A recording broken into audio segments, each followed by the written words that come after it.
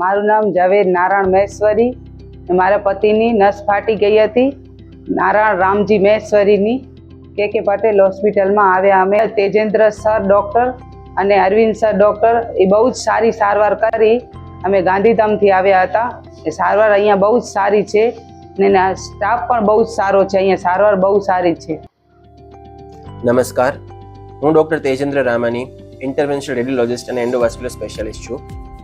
આજે આપણે એક ઇન્ટરેસ્ટિંગ અને લાઈફ સેવિંગ પ્રોસિજર વિશે થોડું ડિસ્કસ કરશું. એક 29 વર્ષના યુવાન પુરુષ નારાયણભાઈ મહેશ્વરી, જેને જીભનું કેન્સર છે, તે ઓલરેડી કેન્સરની ટ્રીટમેન્ટ પર હતા ને અચાનક રવિવારના દિવસે મોઢામાંથી ભારે રક્તસ્રાવ સાથે ઇમરજન્સી વિભાગમાં આવ્યા.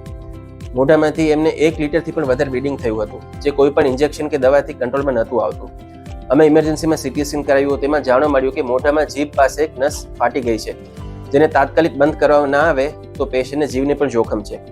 આ ગંભીર સ્થિતિમાં ડૉક્ટર અરવિંદ સાહેબ, જે અમારા ક્રિટિકલ કેર નિષ્ણાંત છે, તેમણે તરત જ ઇન્ટ્યુબેશન કરી તેમને જીવન રક્ષક સપોર્ટ ઉપર સિસ્ટમ પર મૂક્યા અને સમય સાથે દોડતી ટીમ સાથે અમે તેને એન્જિયો એમ્બ્યુલાઇઝેશન પ્રોસિજર માટે કેથ લેબમાં લઈ ગયા, જ્યાં જીભની ધમનીમાંથી રક્તસ્રાવ કરતી નસને અદ્યતન ટેકનોલોજીથી લોહીની આ નસને બંધ કરવામાં આવી. આ નસને બંધ કરતાની સાથે જ દર્દીનું બ્લીડિંગ તરત જ એકદમ બંધ થઈ ગયું.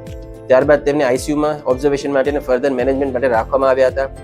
અમારી ક્રિટિકલ કેર ટીમ, જેમણે આઈસીયુમાં સતત 24 કલાક સાચવણી કરી અને માત્ર 2 દિવસમાં દર્દીને ડિસ્ચાર્જ કરવામાં આવ્યા.